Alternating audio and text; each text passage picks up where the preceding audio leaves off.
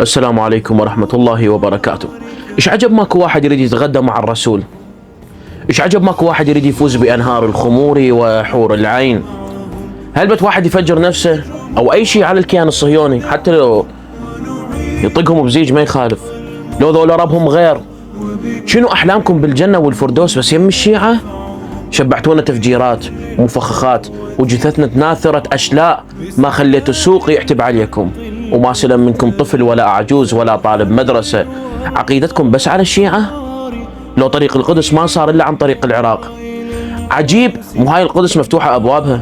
لو صليل صوارمكم بس علينا يا أنجاس. فعلا ينطبق عليكم قول لحد الأدباء يقول: لست خجولا حين أصارحكم بحقيقتكم، إن حظيرة الخنزير أطهر من أطهركم. فعلا إذا أردتم من العرب أن يجاهدوا في فلسطين فقولوا لهم إن إسرائيل تشيعت.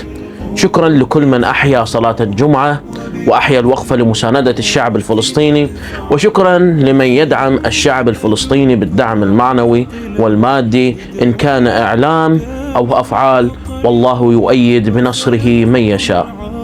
في أمان الله.